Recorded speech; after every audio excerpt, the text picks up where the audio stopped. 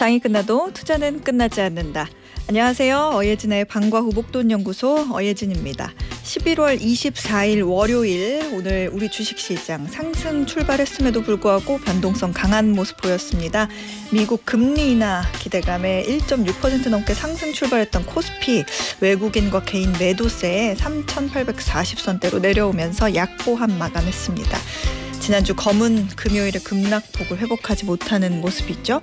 삼성전자만 2% 강세 보였고 SK하이닉스 비롯한 시총 상위 종목 대부분 하락하는 모습 보였습니다. 코스피 지수 역시 약보합 마감하면서 850선대 장을 마무리했습니다. 달러원 환율 원화 약세 우려가 커지는 가운데 오늘 달러원 환율은 1원 50전 오른 1,477원에 거래 마무리했습니다. 6거래일 연속 오르면서 7개월 반 만에 최고치라고 하네요. 지금 이곳 목동의 기온은 15.9도입니다. 어예진의 방과 후 목돈연구소 시작합니다. 원 디렉션의 What Makes You Beautiful 띄워드렸습니다. 어예진의 방과 후 목돈연구소입니다. 김향숙님 일찍 일 끝내고 큰애 학교 상담 가요. 이제 고3 올라가는데 갈 대학 없다 하실까 걱정입니다. 대학을 가야 된다보다는 어느 방향으로 어떤 면에서 아이가 뛰어난지 어떤 가능성이 있는지 이런 거 한번 이야기 나눠보세요. 뭘 가장 잘하는지 자기가 잘하는 거 하나씩은 꼭 있습니다. 네, 가장 남들보다 잘하는 게 꼭 있습니다. 그거를 찾아주는 것도 부모가 서포트해 줄 수 있는 그런 부분이 아닐까 생각이 들어요. 3544님 안녕하세요. 오늘 파란 나라를 보았니? 라는 그 어린이 동요가 왜 이렇게 생각이 나죠? 도대체 뭐가 문제인지 공부하려고 처음 들어왔습니다. 아이고 잘 오셨습니다. 오늘 마침 그 장날이에요. 앞으로 많이 배워갈게요. 이렇게 보내주셨는데 오늘 마침 이제 우리가 시장 읽는 눈 키우는 마켓 인사이트 하는 날이거든요. 채널 고정입니다. 월요일부터 금요일까지 오후 4시에 문 여는 SBS 라디오 어예진의 방과 후 목돈연구소고요. 무료로 SBS 라디오 들을 수 있는 어플 고릴라 그리고 유튜브 채널 시교라로 함께 하실 수 있습니다. 저와 소통 원하시는 분들은 짧은 거 50원, 긴 거 100원, 유료 문자 샵 1035 있고요. 무료 어플은 고릴라 있습니다. 소개도 해드리고 추첨해서 커피 쿠폰 보내드릴게요. 말씀드린 대로 오늘은 월요일 1교시에는 시장 읽는 눈을 키우는 마켓 인사이트 준비했고 이어서 2교시는 경제생활 속 법률 이슈를 풀어보는 법대로 합시다와 함께합니다. 저 어예진이 직접 고른 꼭 알아야 할 뉴스 어뉴스 오늘도 배달 왔습니다.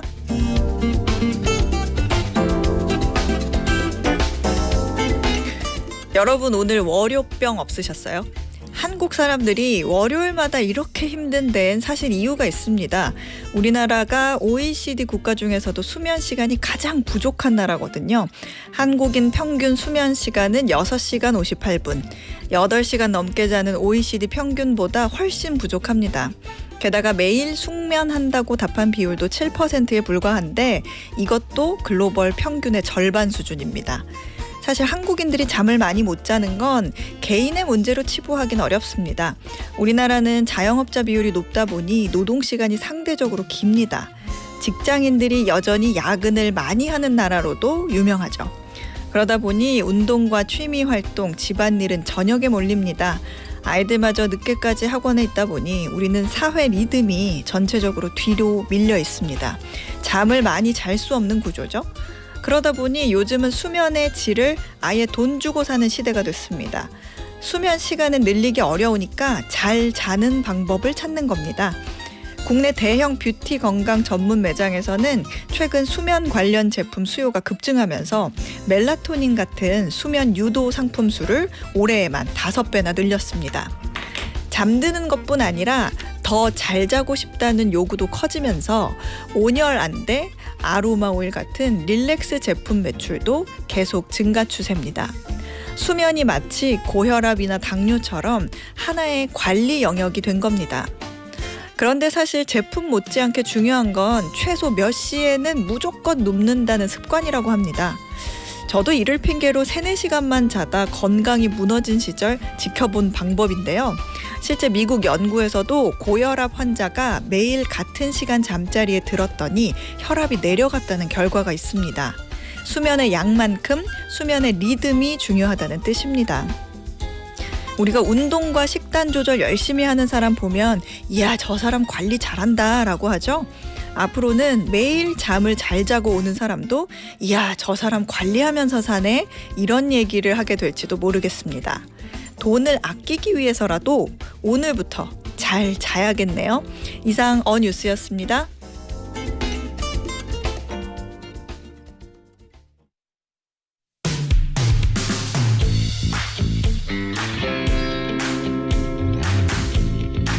시장 읽는 눈을 키우는 마켓 인사이트. 오늘은 키움증권 이성훈 연구원과 함께합니다. 어서 오세요. 네, 안녕하십니까. 네, 오늘 시장 마감 정리해 볼까요? 네, 오늘 국내 증시는 사실 장 초반에 지난주 이제 금요일 금리 인하 기대감 속 미국 증시 상승을 반영하면서 우리 증시도 이제 상승 출발했었는데 결국 네. 장 후반부에 상승폭을 좀 반납하면서 코스피는 0.1%대 하락, 코스닥은 0.8%대 하락 마감하였습니다.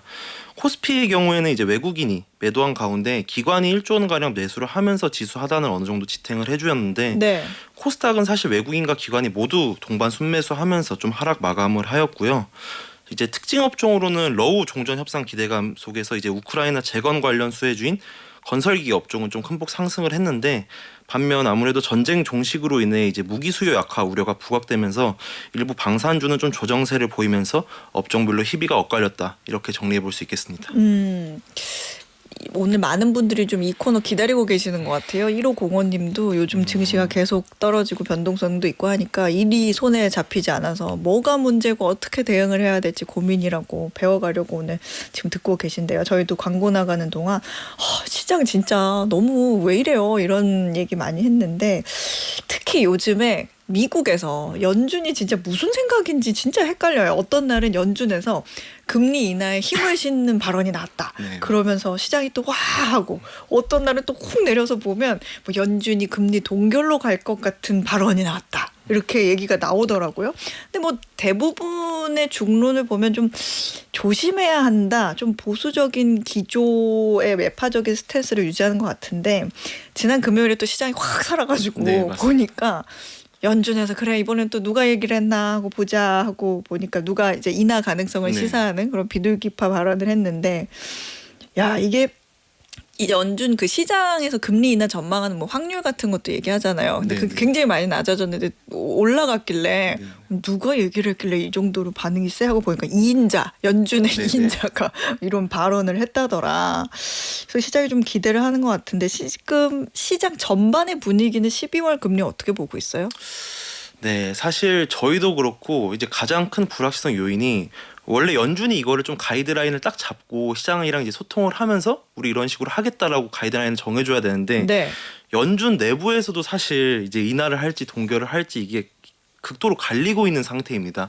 그러다 보니까 시장도 이제 어느 장단에 맞춰야 될지를 모르고 있고 이러한 부분들이 이제 미국 증시도 그렇고 국내 증시 하락의 명분으로 작용을 하고 있다라고 보고 있는데 근데 연준 위원들이 앞서 이제 말씀해주신 것처럼 기본적으로 매파적 발언을 하고 있는 그 배경을 좀 살펴보면 네.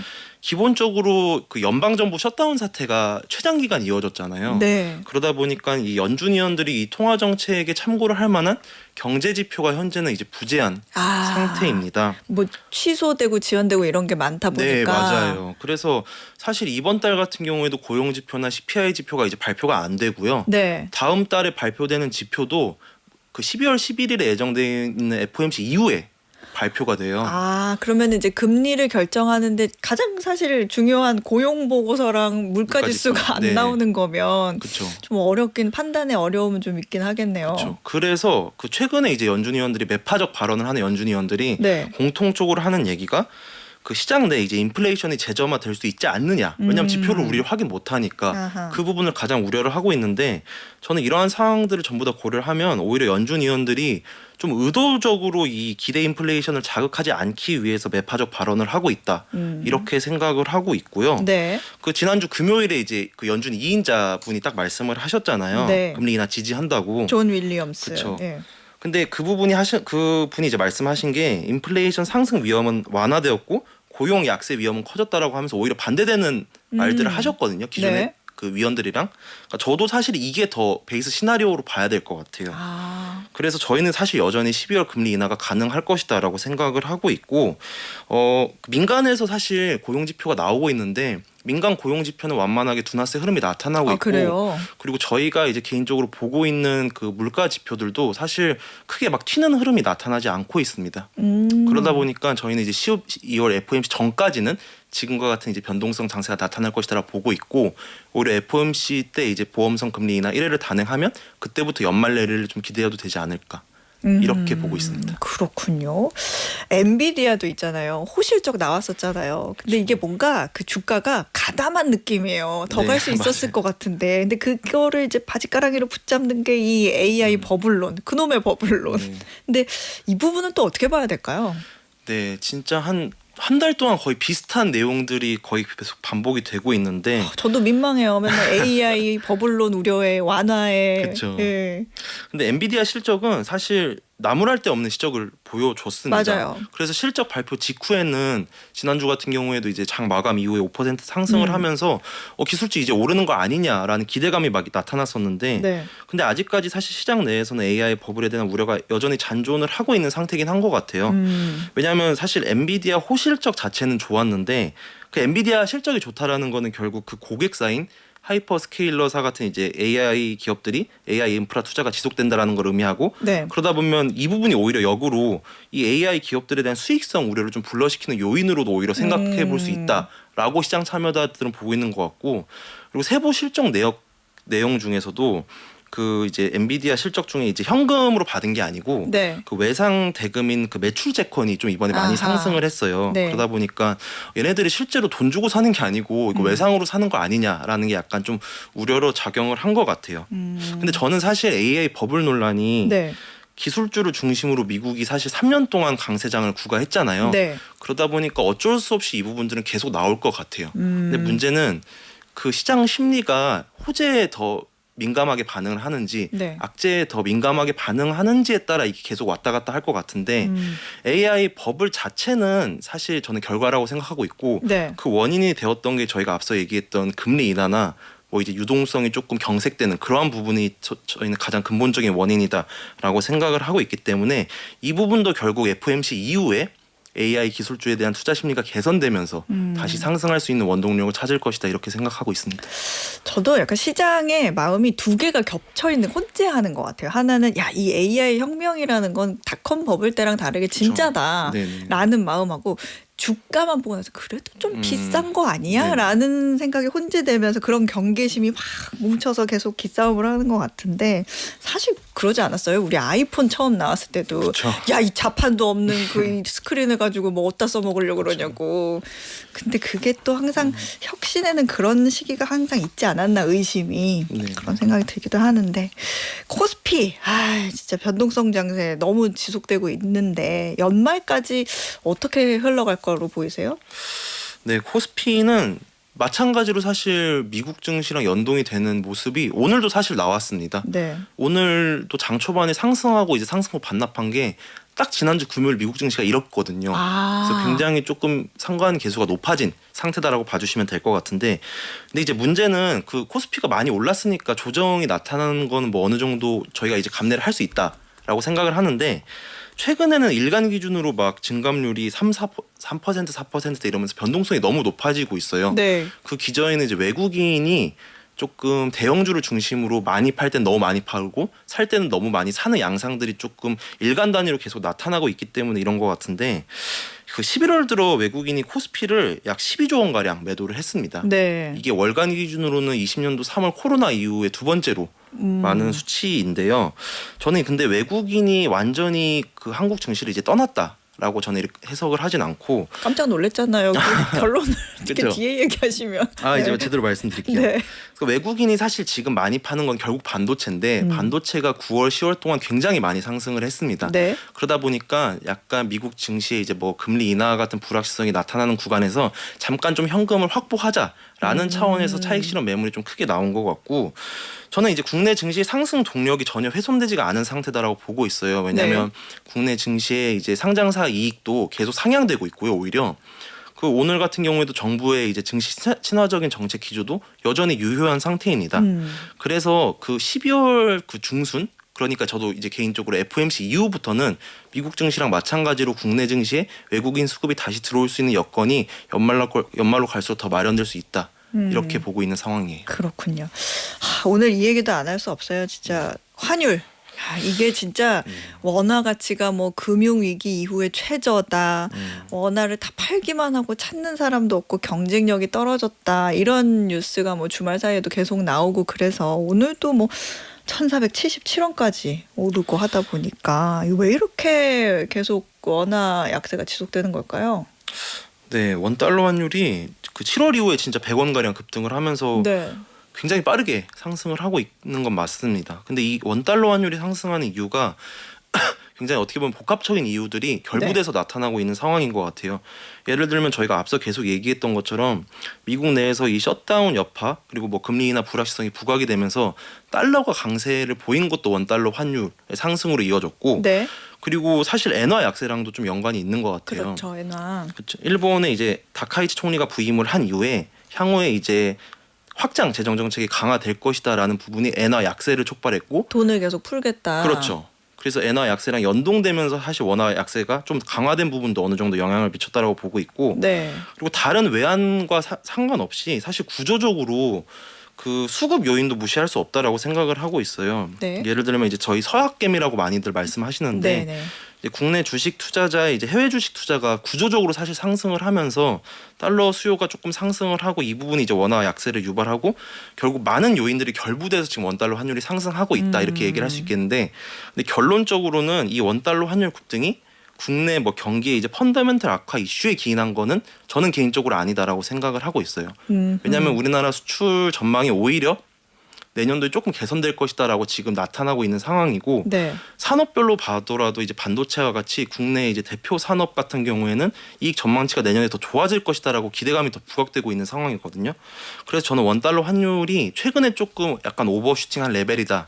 이렇게 생각을 하고 있고 향후에 뭐 이제 외환 당국이 개입을 한다라든지 아니면 연준의 이제 금리 인하 불확실성이 감소될 경우에는 원달러 환율도 지금보다는 좀 하향 안정화될 것이다라고 생각하고 있습니다. 그러니까 환율 상승의 원인은 외부 요인이 조금 더 강하게 작용을 한 것 같다. 네. 근데 환율이 계속 이렇게 오르면 1,500원까지도 뭐 가겠다 이런 전망도 있던데 이렇게 되면은 우리 증시는 어떻게 될까요? 그게 사실 외국인 수급 제가 앞서 말씀드렸는데 환율이 결국 외국인 수급이랑 이 역의 상관관계를 보이기는 합니다. 왜냐하면 당연히 원달러 환율이 상승하면 원화 약세라는 거고 그러다 보니까 외국인 입장에서는 이 환차손을 의식을 할 수밖에 없으니까 그렇죠. 국내 증시에서 자금을 이제 회수하려는 이제 유인이 많을 수밖에 없는데 그 외국인들이 최근에 국내 증시를 파는 이유 중에 몇 가지도 사실 이 원달러 환율이랑 좀 이슈가 되고 있다라고 생각을 하고 있고 연말로 갈수록 환율이 조금 하향 안정화되면은 국내 증시에는 오히려 좀 우호적으로 작용할 여지가 저는 더 크다라고 생각을 하고 있습니다. 그렇군요. 이 또 하나 우리가 아까 앞서도 잠깐 언급하셨지만 배당소득 분리과세가 국회에서 본격적으로 논의 중인데 새 정부의 어떤 정책 모멘텀에 대한 기대감은 그래도 계속 커지고 있는 것 같아요. 네, 맞습니다. 사실 대외적인 요인이 이제 불확실적인 건 맞는데 대내적인 요인은 사실 계속 지속이 되고 있어요. 정부 정책 유한 상태이고 오늘도 이제 그 배당소득 분리과세를 논의할 수 있는 조세 소위가 열렸다라고 지금 밝혀진 상황이고 이 예산안 처리 법정 시한이 그 다음 달 2일입니다. 그러다 보니까 이번 주부터는 이제 본격적으로 배당소득 분리과세에 대해서 좀 집중적으로 논의가 되고 있다라고 알려져 있고 그 결국 핵심 이슈인 이 배당소득 분리과세 최고세율 조정을 35%에서 25%까지 하향할 것이다. 라는 거는 어느 정도 공감대가 형성이 된 것 같아요. 그리고 그 외에도 이 자사주 소각 의무화를 담은 3차 상법 개정안도 이르면 이번 주 아니면 늦어도 12월 초에 발표를 할 것이다라고 예정이 되어 있기 때문에 연말로 갈수록 이 새 정부 정책과 관련된 관심도가 더 높아질 수 있고 이와 관련된 뭐 금융 업종이라든지 지주 업종은 좀 지속적으로 좀 관심을 가져볼 필요가 있다. 이렇게 생각을 하고 있습니다. 연말을 그래도 좀 긍정적으로 보시는 것 같은데 오상무님이 그걸 딱 캐치하신 것 같아요. 그러면 산타 랠리 과연 오는 걸까요? 올해 산타는 오지 않을까요? 고민이 많아집니다라고 보내주셨는데 어떻게 생각하세요? 저는 크리스마스 갈수록 더 산타 랠리가 올 것 같아요. 지금은 그쵸 산타가 오기에는 조금 적합하지 않은 환경일 것 같고 12월 중순 이후에 연말이 더 가까워질수록 그때부터 사실 미국 증시도 그렇고 한국 증시도 상승하는 쪽으로 더 가닥이 잡히지 않을까 이렇게 생각하고 있어요. 네, 그렇군요. 요 정도로 마무리를 조금 해볼까요? 지금까지 키움증권 이성훈 연구원이었습니다. 고맙습니다. 감사합니다. 저희는 아리아나 그란데의 산타 텔미 듣고 입으로 돌아올게요. 매주 월요일부터 금요일 오후 4시부터 5시까지 경제에 관한 모든 것을 충전하는 시간입니다. SBS 라디오 어예진의 방과후 목돈연구소와 함께하고 계십니다. 우리 1부 끝곡으로 산타 텔미 한 달 빠른 캐롤 한번 들었는데 김정기님이 산타도 물렸다고 답해줄 듯 싶네요. 이렇게 얘기하셨고 오상무님께서는 아이들의 산타는 엄마 아빠. 아닌데 진짜 산타 할아버지 오시는데 무슨 말씀이세요 오상무님. 그리고 어른들의 산타는 젠슨 황 이렇게 보내주셨네요. 아이들의 산타는 저기 남극 놀스폴에서 산타 할아버지 오시잖아요. 무슨 말씀이에요. 저희 집엔 작년에 오셨어요? 네. 최형숙님. 소장님 주말에 교회와 지인 댁 김장했더니 온몸이 절여놓은 배추 같네요. 약도 먹고 파스도 붙였지만 퇴근하고 집에 가서 쉬는 게 약일 듯요. 오늘도 함께합니다. 정말 온 투혼을 발휘해서 김장을 하셨던 것 같은데 이게 진짜 한번 뭔가 근육이 뭉치거나 어딘가 자세를 계속 오래 유지해야 되잖아요. 그러다 보면 진짜 허리도 아프고 꼬리뼈도 아프고 팔도 아프고 그럴 수 있어요. 저는 사실 내일 정도에 조금 살짝 김장을 해볼까 간단하게. 재료도 그냥 다 사서 해볼까 했는데 최영숙님 문자 받고 약간 지금 흔들리고 있다. 그냥 안 하고 사 먹는 게 나을까 고민하고 있다. 이런 소식 전해드리면서 오늘의 퀴즈 풀고 2교시로 넘어가 보겠습니다. 유럽의 이 나라가 벨기에산 까르보나라 소스에 발끈했습니다. 벨기에의 한 유통업체가 판매한 까르보나라 소스의 전통 재료인 관찰레 대신 훈제 판체타가 들어갔기 때문인데요. 이 나라의 농업부 장관은 이를 두고 아예 요리 범죄라고 비판하며 유럽 슈퍼마켓에서 해당 제품을 퇴출해야 한다고 주장했습니다. 퀴즈입니다. 벨기에산 까르보나라 소스를 두고 요리 범죄라고 반발하며 유럽 슈퍼마켓에서 퇴출을 요구한 피자와 파스타의 나라는 어디일까요? 1번 포르투갈, 2번 이탈리아, 3번 독일. 정답 아시는 분들은 단문 50원, 장문 100원의 유료 문자 샵 1035나 무료 어플 고릴라로 보내주세요. 당첨되신 분들 중에 추첨해서 편의점 상품권 보내드리겠습니다.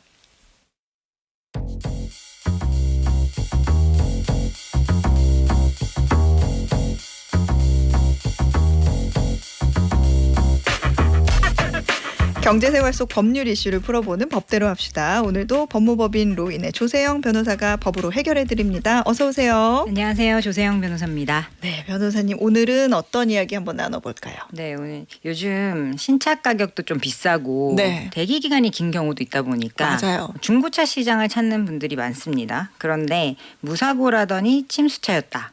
주행거리 조작이었다 같은 기사도 좀 나오면서 중고차는 싸게 샀는데 마음고생은 더 비싼 경우가 많습니다. 그래서 오늘은 중고차 사기 예방법, 침수차 사고차 구분법, 그리고 나중에 문제가 생겼을 때 환불, 손해배상 받을 수 있는 법적 방법까지 정리해 보겠습니다. 8450님도요. 새 차는 부담돼서 초보 운전이라 중고차 보고 있는데 도대체 어떻게 구매해야 잘 구매할 수 있을지 오늘 배워서 사기 당하지 않게끔 잘 구매하고 싶다고 이렇게 문자 보내주셨네요. 이게 확실히 사실 중고차 시장은 아무래도 요즘에 사람들이 자동차를 타는 시간들이 줄어들잖아요. 그렇게 오래 예전에는 뭐 10년, 15년은 기본이었는데 그렇게 타지 않으니까 웬만하면 그 새 차 같이 좋아서 중고차 시장이 많이 발달했는데 양심적인 업체 정말 많지만 또 그중에 일부 그러니까 뉴스 기사도 보면 중고차에 또 속아서 이런 일이 발생했습니다라는 얘기가 또 끊이지는 않아요. 실제로도 피해가 그렇게 많아요? 네, 이게 물론 말씀 주신 대로 일반적이고 양심적인 업체가 훨씬 많습니다. 이게 아무래도 제가 변호사다 보니까 이게 분쟁이 생긴 경우만 다룬다는 점 말씀을 드리고 시작을 할게요. 이게 통계로도 드러나고 있는데요. 한국소비자원이 2021년부터 2023년까지 중고차 관련 피해 구제 신청을 분석을 해봤는데 3년간 330건이 접수가 됐고 매년 조금씩 늘어나는 추세입니다. 이 중에 80%가 성능 상태 고지 내용과 실제 차량 상태가 다른 경우, 그러니까 말로 본론은 멀쩡하다고 설명을 다 듣고 샀는데 실제로는 사고, 침수, 고장 차량이었다라는 유형입니다.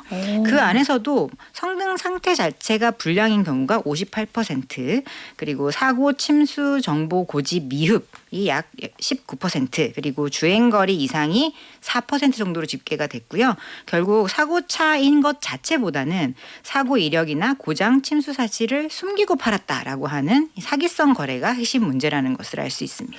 생각보다 조금 많기는 한 것 같아요. 근데 우리가 보통 잘 모르고 뭔가 중고차를 첫 구매하려고 했을 때는 범퍼 교체, 그러니까 뭔가 좀 스크래치가 나서 흠집이 나서 교체한 것도 그거 사고차 아니야? 이렇게 생각하기도 하고 어떤 그런 분도 계시고 또 딜러들 얘기를 들어보면 또 다른 이야기를 하기도 하는데 기준이 좀 헷갈려요? 네, 맞습니다. 이 사고라는 개념의 차이가 분쟁을 일으키기도 하는데요. 네. 우리 법에서는 자동차의 주요 골격, 그러니까 프레임 부위를 판금, 용접, 교환한 경우를 사고 이력으로 봅니다. 성능 상태 점검 기록부에도 사고라고 쓰는 부분은 그 부분이에요. 그래서 제가 지금부터 말씀드린 내용은 반가우 차차차 최 기자님이 좀 얘기해 주셔야 될 것 같긴 한데 일단은 내용을 보시면 ABC 필러, 인사이드 패널, 사이드 멤버, 휠 하우스, 커터 패널 같은 뼈대 부위가 잘려서 용접되거나 교체되면 사고차고요. 반대로 범퍼, 문, 본넷, 프런트 펜더 같은 외판만 교체하거나 판금하거나 도색한 거는 단순 수리라고 분류가 됩니다. 그래서 법적 의미의 사고 이력에는 이런 단순 수리 부분은 사고가 아니라고 보는 거죠.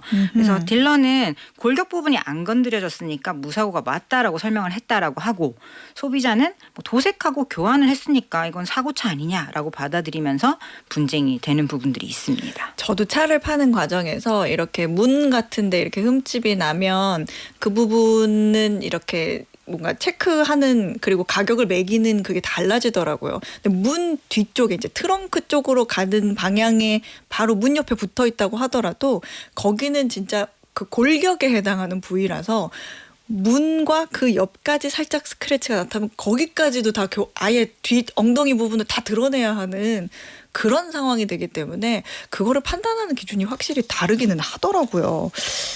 이게 또 장마철 직후에 왜 또 중고차 사지 말라는 얘기도 있잖아요. 중고차 시장에서 가장 그 사면서도 걱정이 되는 게 침수차일까 봐. 그런 얘기인데 이것도 좀 문제가 많이 되죠. 네, 침수차는 단순히 외관 수리의 문제를 넘어서서 안전과 직결되는 문제잖아요. 그래서 더 조심할 수밖에 없는데 법적으로는 보험사에서 판단하기로 침수로 전손 판정을 받은 차량은 반드시 말소 등록하고 폐차를 해야 됩니다. 네. 만약에 이걸 어기고 유통을 하면 자동차관리법 위반으로 형사처벌 대상이 되거든요. 문제는 보험 처리를 정상적으로 한 부분은 전손 처리가 되겠지만 아주 드물게 비보험이나 현금 수리를 하는 경우나 아니면 개인간 이거를 사고 팔게 되면은 슬쩍 넘어가는 경우가 가끔 있습니다. 이런 차들은 카히스토리나 자동차 365에 조회를 해보더라도 침수 이력 자체가 안 뜰 수 있다는 점이 문제가 되는 건데요. 그래서 실물 점검을 직접 해보시는 게 사실은 중요합니다. 네. 그래서 침수차 의심 포인트만 짚어보면 안전벨트를 그냥 나와 있는 부분만 보시지 마시고 끝까지 잡아당겨서 안쪽에 라벨 부분을 보면 겉은 깨끗한데 안쪽에 흙이나 물자국이 있으면 의심해 볼 필요가 있고요. 네. 또 시트도 다 드러내서 시트 밑도 보시고 트렁크 바닥 부분 그리고 스페어 타이어 공간에 흙이나 곰팡이, 눅눅한 흔적이 있는지도 보셔야 될 것 같습니다. 그리고 엔진룸 안쪽에 퓨즈 박스, 배선, 호스, 에어필터 박스에 진흙이나 녹이 남아 있다면 전자장비 쪽에 물이 들어갔던 흔적이라고 보시면 되거든요. 네. 그리고 창문 틈이나 도어, 고무 몰딩에 녹물때라든지 곰팡이 같은 게 남아 있으면 침수의 흔적이다 볼 수 있고 이게 또 가능하다면은 우리가 육안으로는 사실 차량 아랫부분은 들여다볼 수가 없잖아요. 네네. 그래서 정비소 리프트로 올려가지고 하부에도 진흙이나 녹이 있는지까지 보는 게 사실은 제일 깔끔하고 그 전에 말씀드렸던 대로 카히스토리 또는 자동차 365 사이트에 들어가셔서 침수, 전손 이력, 정비 이력은 기본적으로 조회해 보실 필요가 있습니다. 카히스토리 자동차 365. 네. 저도 차 팔 때 딜러분이 이렇게 창문 틈 사이를 거의 파내듯이 한번 보시고 그다음에 그 고무 그 몰딩도 거의 이제 뜯어내듯이 이렇게 오 할 정도로. 근데 그런 정도로 뜯어내 봐야 그 안에 진흙이 묻어 있는 걸 확인할 수 있다고 하더라고요. 침수 이력이 있는 차 속이고 중고로 매매하는 거는 불법이죠. 네, 부분 침수로 이제 팔 수는 있는데요. 그 사실을 소비자에게 당연히 알려야 됩니다. 제대로 알리지 않으면 자동차 관리법 규정에 의해서 이 매매 상사 종사원이 2년 이하의 징역 또는 2천만 원 이하의 벌금에 처해질 수가 있고요. 소비자는 자동차 인도일로부터 90일 이내에 해당 계약을 파기할 수도 있습니다.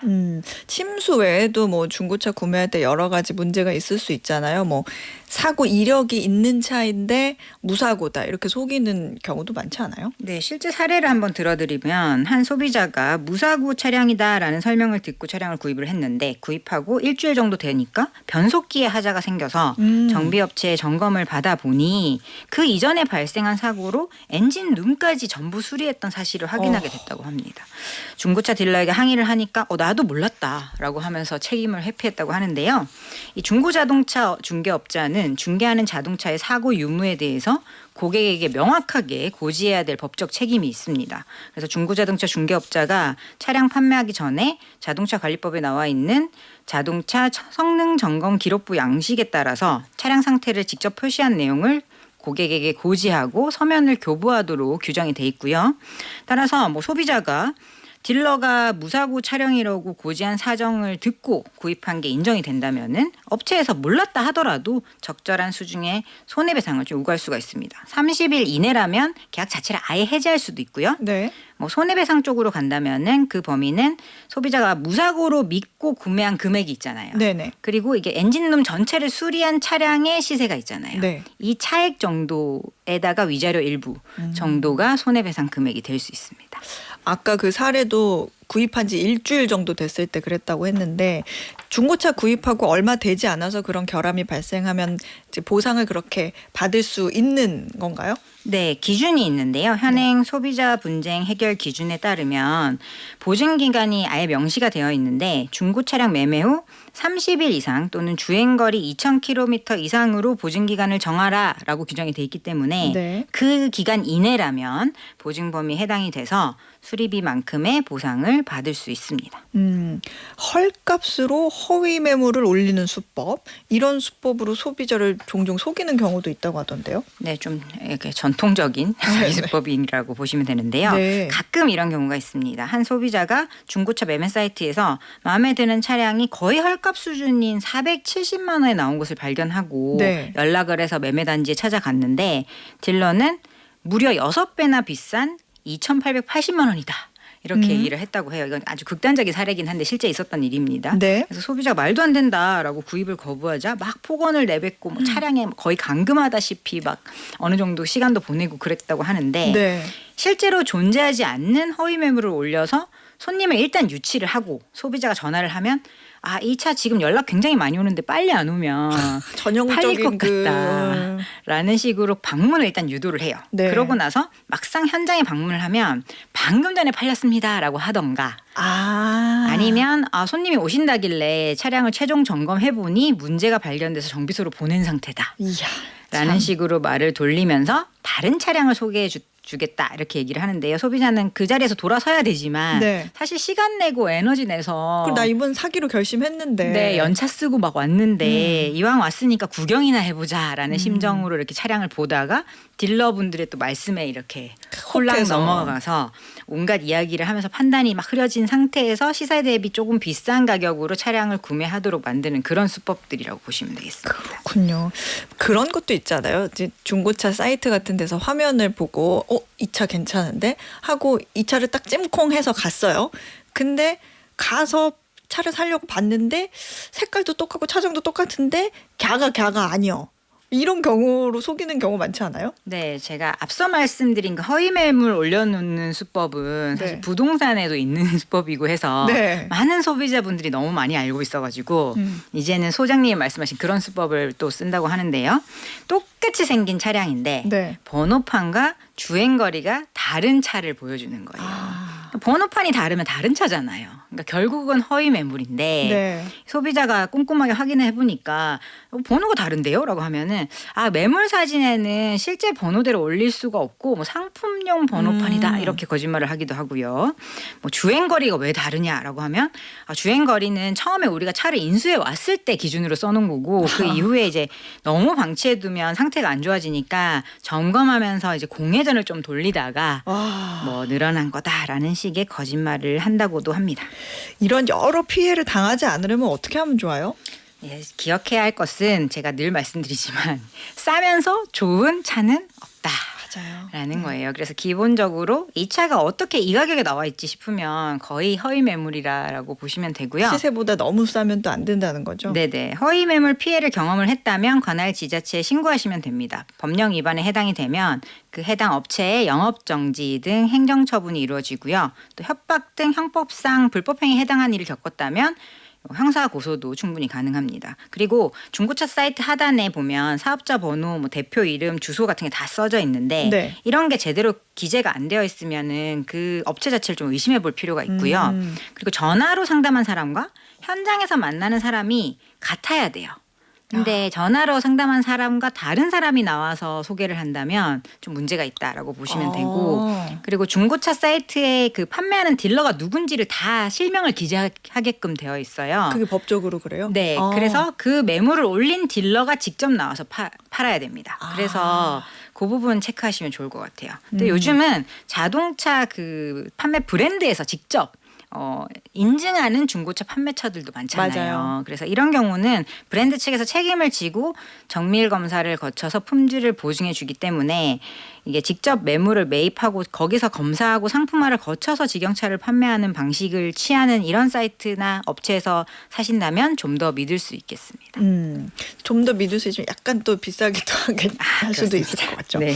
이 중고차 매매할 때 자동차 등록 원부 확인하는 거 중요하지 않아요? 네, 자동차 등록 원부는 꼭 확인하셔야 되는데요. 이 내용을 보면 중고차의 현재 소유자도 나와 있고 거기에 또 체납 세금이 있는지를 확인하실 수가 체납 있어요. 세금? 그러니까 차에 나오는 과태료나 납입하지 않은 자동차세 같은 게 체납되면 이 자동차 등록 원부에 기재가 되는데요. 네. 이걸 확인을 안 하시면 나중에 나는 잘 타고 다니다가 갑자기 차량 자체가 압류되거나 이런 일이 벌어질 수도 있거든요. 그래서 확인을 꼭 하시고 열람을 하려면 차량 등록 사무소에 직접 방문하셔도 되고 정부24 홈페이지 같은 곳에서 직접 확인하실 수 있습니다. 그렇군요. 그거 말고 또 체크할 거 있나요? 네. 첫 단계는 일단 말씀드렸던 온라인 이력 조회를 먼저 해보시면 좋아요. 카 히스토리에서 사고 이력, 침수 이력, 주행 거리 뭐 이런 부분들 그리고 보험 처리 내역 등을 한 번에 쫙 조회를 해보시고 네. 또 자동차 365에 들어가셔서 어떤 정비와 검사를 받은 이력이 있는지 소유자가 몇 번이나 바뀌었는지 너무 많이 바뀌면 좀 약간 의심스러운 부분이 있을 수도 있고요. 네. 그런 부분들 인터넷 조회를 한번 다 해보고 시작한다 이렇게 생각하시면 좋겠고요. 두 번째는 성능 상태 점검 기록부를 교부하게 돼 있습니다. 네. 그 내용을 꼼꼼하게 보셔야 돼요. 그래서 뭐 단순히 사고 이력 없음 이 부분만 읽지 마시고 네. 뭐 주요 구조 부위를 수리를 했는지 교환한 적이 있는지 또 중대 수리인지 단순 수리인지 참고 사항에 뭐라고 적혀져 있는지까지도 꼼꼼히 읽어보시기 바랍니다. 세 번째는 실물 점검인데요.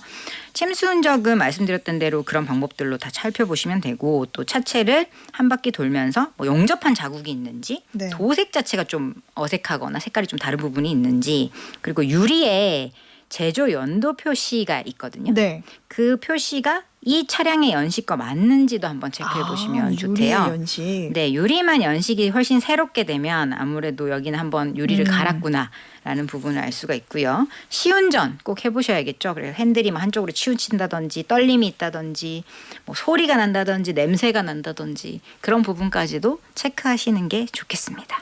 이거 계약서도 되게 중요하지 않아요? 계약서 쓰는 거. 네, 이 계약서 내용에 따라서 나중에 뭐 환불을 받을 수 있는지 손해배상을 받을 수 있는지 문제가 완전 갈리는 경우들도 있거든요. 네. 그래서 계약서 작성하실 때는 판매자와 매수자가 서로 신분증 확인해서 본인 확인 반드시 하시고요.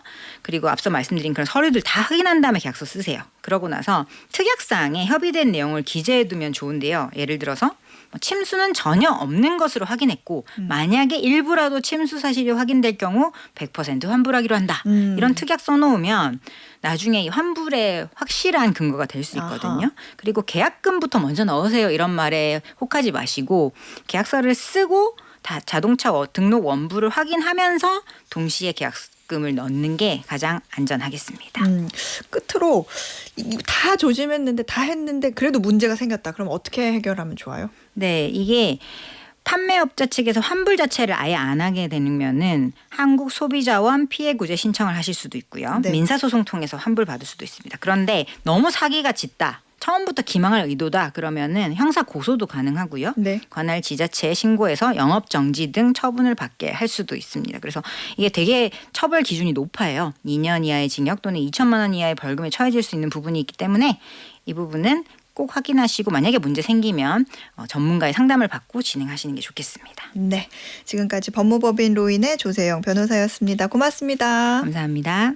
네, 오늘의 퀴즈 정답 확인해 보겠습니다. 오늘의 정답은 2번 이탈리아였습니다. 자국의 나라에 굉장한 자부심을 갖고 있죠. 어떤 사람이 까르보나라에 햄 넣으면 영국식 까르보나라 되는 거 아니냐 했더니 이탈리안 셰프가 할머니가 바퀴를 들고 있다고 자전거가 되냐 이렇게 얘기한 영상이 굉장히 유행이었는데 오늘 편의점 상품권 받으실 3분 발표하겠습니다. 방송 잘 듣고 계신다며 정답 맞춰주신 5624님 그리고 오늘 휴무라서 출근한 아내 대신에 6살, 3살 딸아이들 돌보며 듣고 계신다는 윤소현님 그리고 이탈리아 날씨까지 알려주신 분도 있어요. 정대근님 이탈리아 날씨는 스파게티 센스. 자, 어예진의 반가운 목돈연구소 오늘 끝곡은요. CBMX의 동네 한 바퀴 띄워드리면서 저는 물러가겠습니다. 저는 내일 오후 4시에 돌아오겠습니다. 고맙습니다. Yeah.